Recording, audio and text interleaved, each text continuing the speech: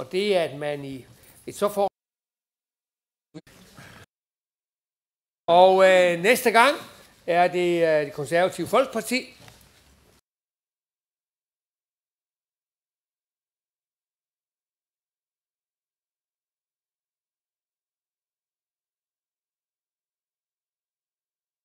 Det er tildeling af Region Midtjyllands landsbypris.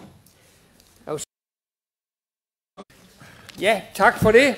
Og næste gang er det Konservative Folkeparti, der har opgaven.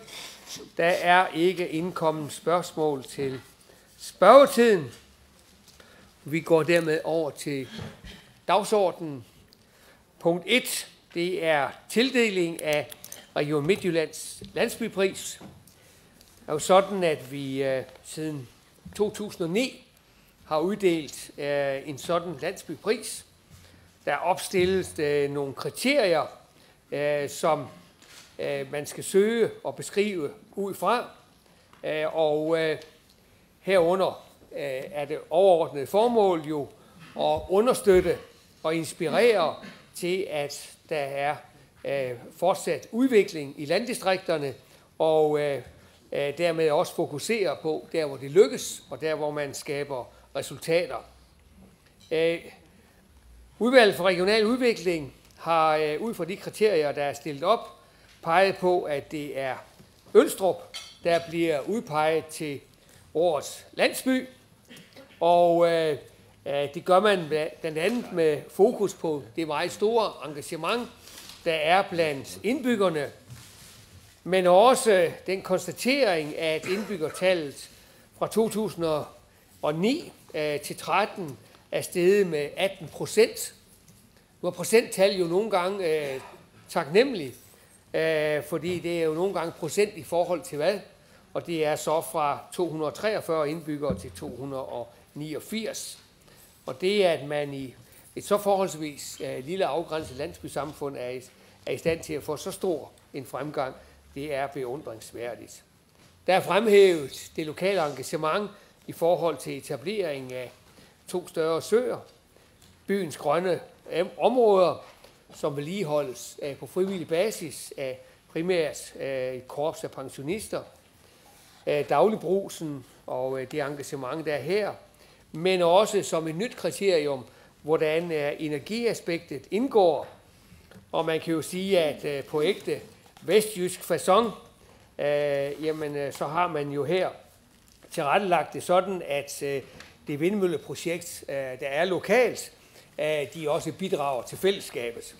Og det er jo rigtig nyttigt, at man på den måde også holder fast i et engagement. Men også, som der er beskrevet, den øvrige energiforsyning. Det eneste men, og det er jeg sikker på, Torben Nørgaard vil gøre meget ud af, det er, at i de få gange, vi har udpeget det, der er det altså anden gang, at det bliver en landsby for Ringkøbing-Skjern Kommune, og det kan vi jo se, om vi kan leve med, men det kan jo indgå i debatten. John G. Christensen, værsgo. Ja, tak. Jeg vil lige knytte et par kommentarer til den her pris, som er så velfortjent. Ølstrup, det er jo et samfund, som kan selv, vil selv og gør tingene. De tager nogle initiativer, de har et sammenhold, og så har de en rigtig stor virkelyst, som er beundringsværdig. I Ringkøbing-Skjern Kommune er der 32 bysamfund. Når vi måler op på beboere, så ligger Ølstrup som nummer 21. Men når vi måler på initiativ, virkelyst og det med at gøre tingene selv, så ligger de klart på førstepladsen. Det er så velfortjent, at de får den her pris. Og så må alle vi andre, der bor i Ringkøbing-Skjern Kommune, jo så fra i morgen acceptere, at vi bor i en forstad til Ølstrup. Tillykke til dem. Ja, det er jo dejligt at skulle holde sin første indlæg i regionsrådet med at skulle være med til at uddele en pris til Ølstrup i Ringkøbing-Skjern Kommune. Der var ikke tvivl i udvalget om, at det var Ølstrup, der skulle denne gang have prisen. De vinder over rigtig mange andre små byer med drift, udvikling og masser af ildsjæle. I år var der, og som sagt, ikke nogen tvivl om, at Ølstrup, det var dem, der var bedst. Og så kommer det jo lige i en tid, hvor østdanskere eller hovedsageligt storbymennesker jo mener, at nu skal vi have fjernet nogle af de små byer fra landkortet. Problemet med at fjerne dem er jo, at så er det jo det næste led. Det vil sige, det er de næststørste, der næste gang skal fjernes. Derfor er det godt, at vi har nogle ildsjæle, der siger, det her, det bestemmer vi selv. Vi gør sådan selv noget, og vi får ting, som nogen synes måske er en plage, nemlig vindmøllerne, til pludselig at blive en positiv ting for deres by. Så jeg vil ønske Ølstrup meget tillykke med det, og håber, at selvfølgelig hele regionsrådet vil stemme for det. Nielsen. Ja, tak. Og SF kan tilslutte sig den hyldestale, der allerede har lyttet. Og så kunne vi jo sådan set også fra regionsrådets side godt sige hej Ølstrup, fordi de sidder og følger os på storskærm, mens den her sag den bliver behandlet. Når jeg ser den folder, der er lavet, så må jeg sige, det er jo en fantastisk flot melding at både give hinanden, men også ud til resten. Det er nemlig, her tager vi aktiv del i vores eget liv til fællesskabets bedste. Til fællesskabets bedste i en tid, hvor der jo, synes jeg indimellem, lidt for rigeligt dukker mig selv nok op. Der er det jo et fantastisk flot mål at have, og også en fantastisk god besked videre til alle andre. For regionen, der er initiativprisen jo i forhold til vores meget store budget en uendelig lille del. Men for de områder, som modtager vores pris, der har det en helt anden betydning. Det har vi kunne se de steder, hvor vi har været, hvor det har i den grad været et håndslag, et cadeau til aktiviteter, man havde i forvejen. Så da prisen bliver indstiftet, der vil jeg sige, der lagde regionsrådet en hånd ud til folk, der er aktive i deres lokalområde, og det er der god grund til at bygge videre med. Så sagde Poul Erik Christensen, at nu var det jo hans jomfrutale. Nu ved jeg jo, at du har en vis erfaring andre steder fra, og der plejer man at få en kårmønt. Jeg har været i min punkt. Jeg havde ingen kårmønt, men jeg har en krone. Værsgo. Om Nørgaard. Ja, men som formanden redegjorde for, så vil jeg komme med en times indlæg omkring Ølstrup.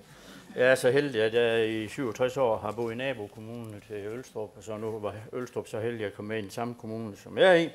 Men når vi ser på det her udmærkede udvalgs udviklingsplan, så står der jo i den om det her landsby, og det er jo det er noget, vi får jo, der er ret mange gange, vi får så meget reklame for 150.000, hvis man sådan ser på det. Men altså, prisen den uddeles til en landsby eller gruppe af landsbyer, der har vist særlig engagement eller særlig udvikling, som kan inspirere andre. Og det er jo derfor, at det er så unaturligt, at der kommer en nabo til Spjald. Fordi Spjald fik den i 2010, og der er 5 kilometer imellem Spjald og Ølstrup. Og i Spjald, der har de haft det sådan, at de spørger kommunen, om de synes, de skal udvikle. De udvikler. Regionen bygger sundhedshuse og lægehus forskellige steder. Det kunne falde i jord i Spjald, og hvad gør de så i Spjald? Så siger de, jamen, så bygger vi selv et sundhedshus. Og det har de gjort nu, det er næsten ved at være færdigt. Der er lidt garanti for regionen, så det er fint. Ølstrup er heller ingen døgnflue, der lige pludselig er kommet op, fordi der nu er en landsbypris. Jeg har haft fornøjelsen af for 50 år siden adskillige gange gå til bal i Ølstrup. Det var de rigtig gode til i Ølstrup. Der var mange kun piger dengang, det er der også i dag. Så det er værd at besøge Ølstrup. Det har foreningslivet, de har igen mange år været særdeles aktive i Ølstrup. Så var jeg kommet med i det her nye udvalg, Poul Erik er formand for, og de var sådan ved at antyde, om man kunne være inhabil, for nu man kom fra den kommune. Men det med her, vi hørte forleden dag på Skejby om det her stråleterapi, man skal have. Der har været nedsat et ekspertudvalg af uvildige mennesker med 5 personer, som sagde 5-0 til Skejby. Her der har også været det høje udvalg, der har fundet frem til det Ølstrup. Vi har haft nogle hjælpere, nogle kvalificerede hjælpere, og de har med 5-0 sagt, det må være Ølstrup. Så ville det selvfølgelig være vanvittigt, hvis jeg, som kommer fra Ringkøbing Skjern, skulle sige, nej, det synes jeg, det er rimeligt. Men så jeg er helt klar på, at indstillingen til regionsrådet, at vi anbefaler at godkende Ølstrup. De fortjener det, og de fortsætter. og de fortsætter også med at udvikle, uanset om de har fået prisen eller ej. Men besøg Ølstrup. Vi glæder os til, at formanden inviterer til festlig kom sammen, som vi var på Endelave. Det kan de huske i Endelave endnu. De har endda rødvin tilbage et år fra den dag, de havde festen. Så det vil de glæde sig til i Ølstrup. Det kan sikkert være med musik og dans, og så kan I opleve Ølstrup-stemningen. Tillykke med det til Ølstrup. Anders Vistisen. Ja. Og man kunne da sige, at med den lokale reklame, der er for ballerne i Ølstrup, så synes jeg måske næsten, man skal tænke på noget synergieffekt der, at det kunne måske være ved samme lejlighed, vi skal forbi. Det lyder da i hvert fald tillokkende. Men jeg synes jo, det er vigtigt ved at have sådan en pris, der jo giver et for landsbyerne relativt stort beløb, som jeg ved, de plejer at få noget mere ud af, end det rent de får herfra. De plejer at kunne give det med mange gange, de her aktive landsbysamfund. Men for regionen er det jo et lille beløb, og det er egentlig mest af alt, synes jeg, en påskyndelse af de landsbyer, der går imod tendensen. Og man skal jo tænke under de her vindere, der hvert år bliver udpeget her fra regionens side, der er der jo et helt vækstlag af landsbyer, som gør det rigtig godt over hele regionen. Der skal jo altid findes en vinder, jeg tror også, det er den rigtige, man har fundet i år. Det plejer det at være i vores ekspertudvalg. Men jeg synes, det er dejligt at kunne være med til at understøtte den her udvikling. Altså at nogle landsbyer ikke bare går mod afvikling, men rent faktisk mod udvikling. Og det, der er så imponerende, det er jo, at mange steder, der gør de det jo på trods. Der er det jo, som Torben Nørgaard lige redegør for, noget man gør af egen fri vilje. Man finder selv pengene, man ligger selv arbejdskrafterne. Og det synes jeg, det er noget, der er rigtig vigtigt, vi både påskynder her fra regionens side, også fra kommunernes side. Men jeg kan i hvert fald forstå de steder, vi har været rundt og besøge i de forgangne år, at det betyder noget lidt særligt, når det er på regionalplan, man får prisen. Det er lidt bedre, end hvis man får den af sin egen hjemkommune, at der kommer nogen lidt udefra. Og derfor så vil jeg da bare ønske rigtig stort tillykke, og jeg glæder mig til, at vi skal ud og besøge byen her om ikke så frygtelig længe. Men ønske dem tillykke og håbe på, at de, ligesom de andre byer, der har fået den her pris, kan fortsætte den fantastiske udvikling, de har været igennem.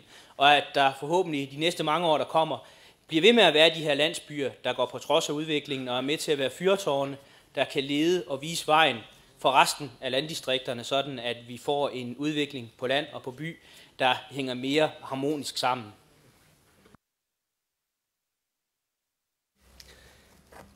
Med denne enstemmige tilslutning og sådan, det var jo lige før sådan på et tidspunkt i Torben Nørgaards indlæg, man må sige, at det var nødtvunget, han sådan blev nødt til at acceptere, det var Ringkøbing Skjern Kommune igen, og Ølstrup, der skulle have prisen. Nå, spøj til side.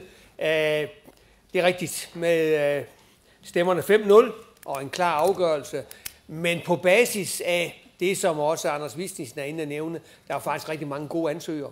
Der er faktisk rigtig mange spændende initiativer, der bliver fremhævet, og det er jo det, der er rigtig vigtigt, at der er en proces, der understøtter, at det at bo i landsbyer, det kræver en særlig indsats, det kræver et særligt engagement, og sørge for, at der sker udvikling, og det er det, vi gerne vil præmiere. Der lægges op til, at det er fredag den 23. maj om eftermiddagen, at der bliver holdt et særligt arrangement, og hvordan det så bliver med dans og festivitas og så videre, ja, det tror jeg, vi overlader til Ølstrup-beboerne og borgerne at komme med et oplæg til. Men jeg håber, vi ses der den 23. maj. Jeg tror, det er kl. 16 om eftermiddagen. Vi godkender indstillingen og ønsker tillykke. Punkt 2 på dagsordenen, det er godkendelse af styrelsesvedtægten.